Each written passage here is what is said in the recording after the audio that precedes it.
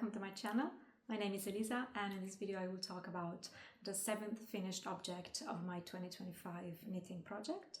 For this project that will last the whole year of 2025, I am knitting all the patterns included in this magazine. This is issue 9 of the Making Stories magazine. So the plan is to knit cover to cover. I have a video on this channel where I talk more about the whole project and what my goals were and so on. So the link will be in the description below, and yeah, you can check it out if you're interested in this crazy knitting adventure that I have embarked on. The finished object we're talking about is this t-shirt that I am wearing that looks a bit different from what it looks in the magazine, because I modified it quite a lot. I'm trying to find it, but I will put a picture on the screen so you can see it better surely than from here. That makes more sense. I knitted it in Diversa, a cotton and viscose blend by Lana Grossa.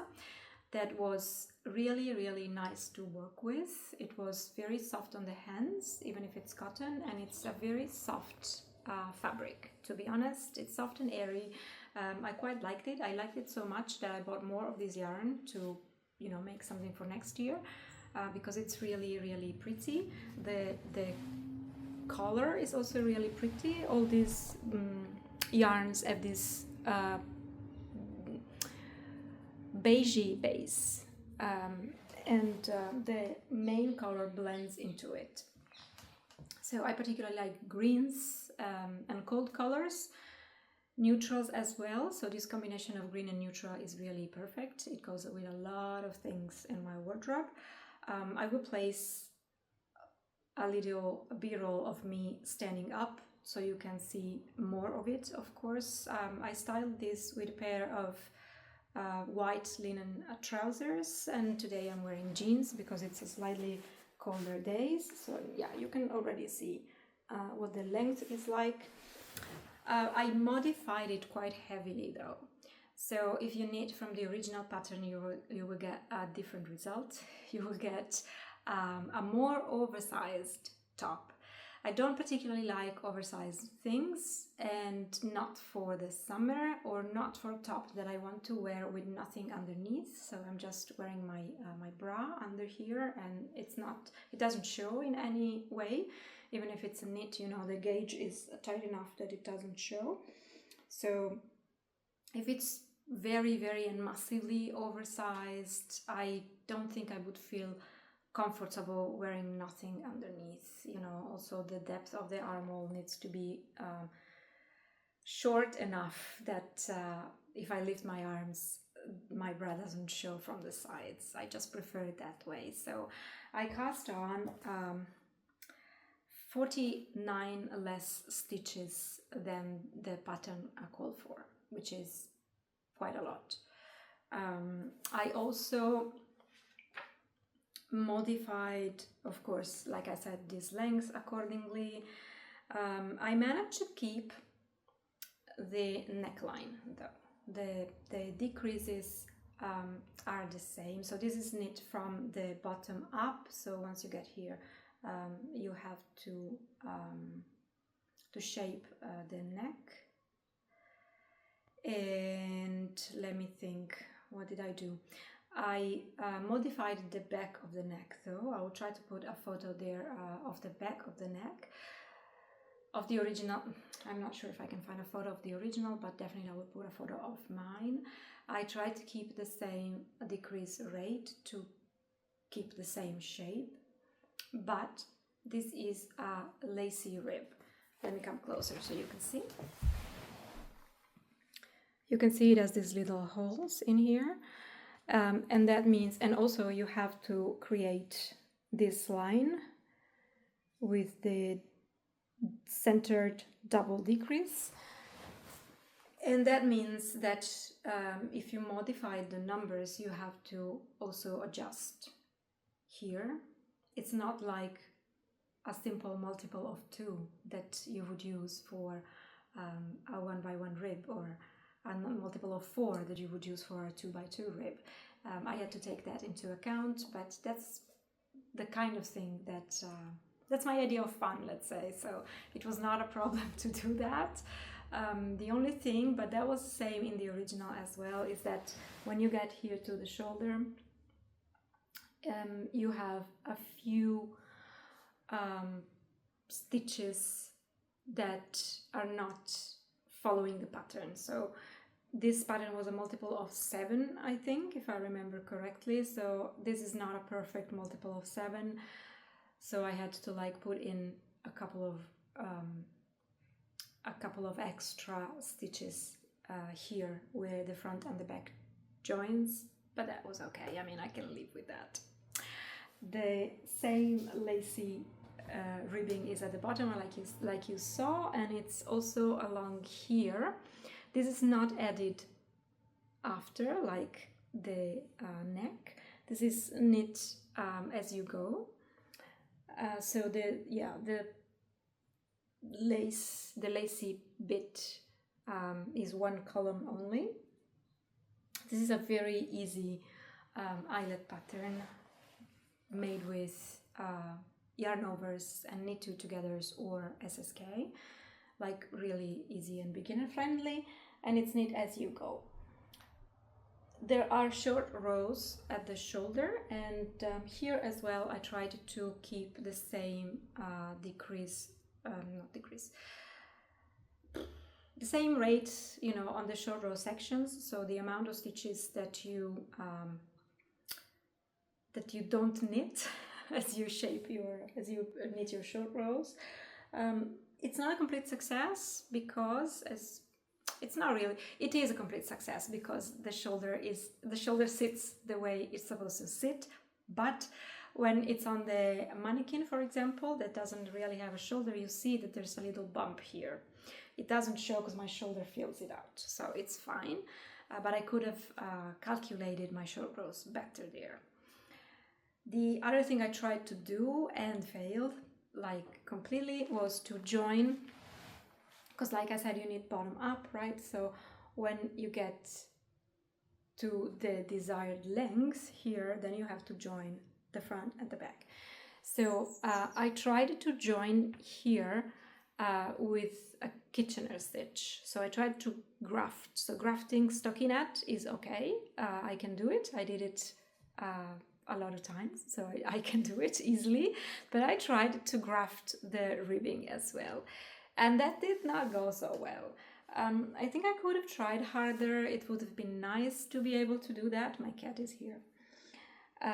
And yeah, at some point, you know, I was like, I just want to finish this top. I just want to wear it. So I couldn't really be bothered to try again. And I think I was also, my yarn was splitting a little bit, you know, when you keep unraveling it. So I just decided to go for this visible 3-needle bind off, which is something that I quite like. I've done it for another, here he is.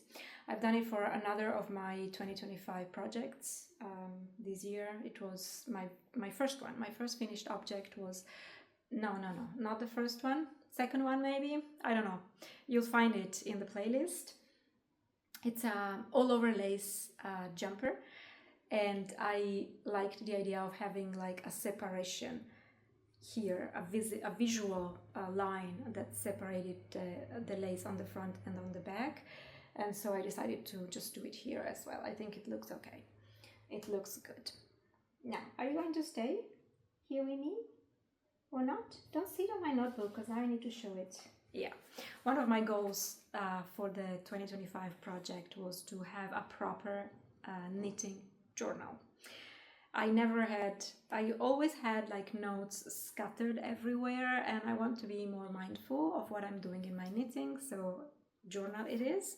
I prefer to make notes in a journal than in Ravelry. I'm still doing projects for this all year knitting project that I'm doing, because I feel that they can help other people, but really my favorite way is to have the journal and write in it. So this is the page that I have for this project. Yes, because of course I haven't told you what the pattern is. Silly me. This is Blossom by a designer called Ayano Tanaka. Oh, now I remember. Maybe I also said that I would put the link to the Ravelry pattern below. But the weird thing is that when you look this pattern up, you don't find it in Ravelry. So you really will have to click on my link to get there. There was a weird one. I was trying to link my project to the pattern, like I always do, and it doesn't find it automatically. So it is there, it is possible to buy it, but the system just doesn't find it.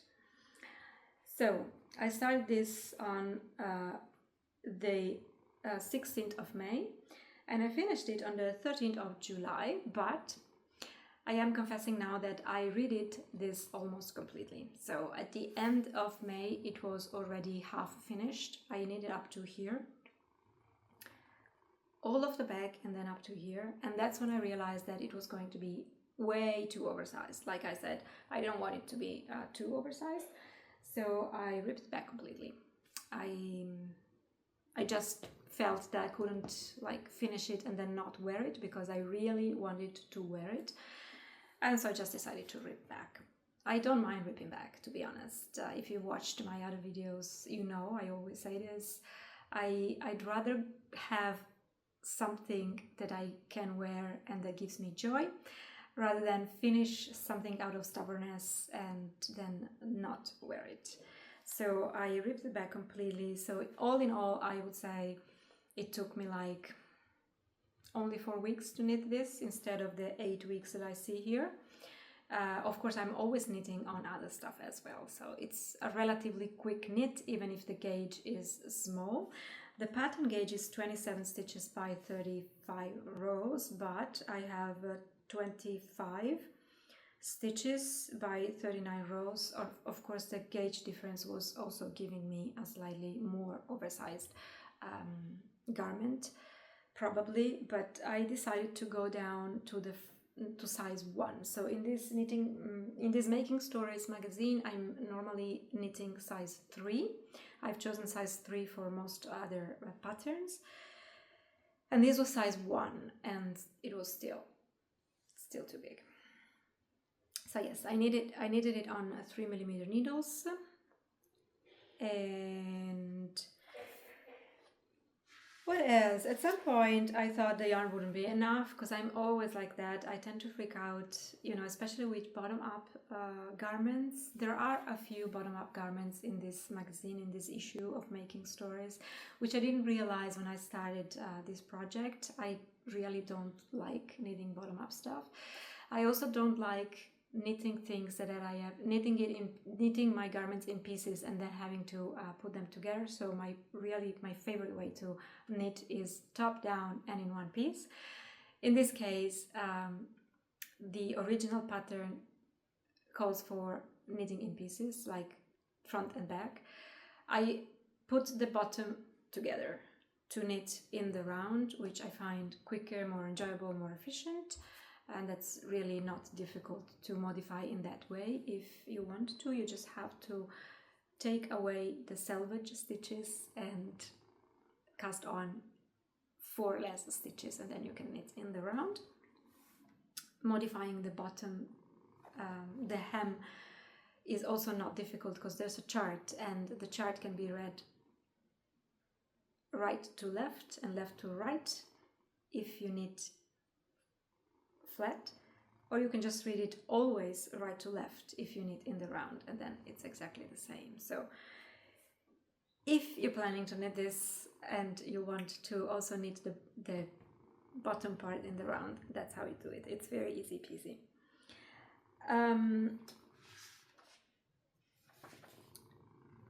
I said that I modified the size, so I'm still reading from my notes. Here I have my final page with modifications. I recalculated proportions, like I said. I also omitted a big part of this project. So if you look at the Ravelry page of the pattern, you will see that here it was supposed to have massive lace panels. on both sides and on the back as well. And together with the lacy ribbing, I thought it was really too much. It was a bit too busy for me, like too full and too much happening at the same time. And I also wanted a quick summer knit. I knew I wanted to wear it during the summer, and having all that lace would probably make it more difficult for me to finish it, to complete it in time. So just decided to go without. And all you have to do is just omit the panels. You might want to notice that the lace panels have a different gauge compared to the stockinette. So you have to, if you are like between sizes, or if you're not sure how much oversized you want this top, because there is that issue, right? So take that into account. The lace pattern is, I think, more stitches than the stockinette. But yeah, pay attention to that if you decided to also omit the lace panels. Okay, in my notebook I also put final ratings for the yarn, for the finished object, and for pattern clarity. For this pattern they all get a 5. I had no issues with the pattern. The knitting experience only gets a 4 in this case, because I had to rip back, but that's totally my fault, so I can't really complain. And otherwise I am completely happy,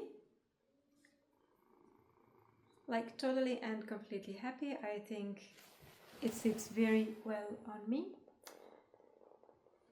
It's airy light, very summery, and all in all, like I said, I think I would knit another one of this. Maybe adding in some little details, like maybe a different kind of ribbing, maybe stripes. I think it's a very versatile pattern. So if you're looking for an easy peasy summer tee, I would recommend it. Omitting the lace. If you want something more elegant, you can consider putting in the lace.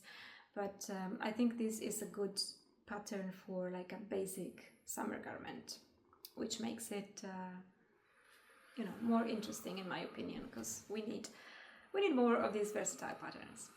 Okay, that was it for finished object number 7, and I will see you in the next one. Goodbye.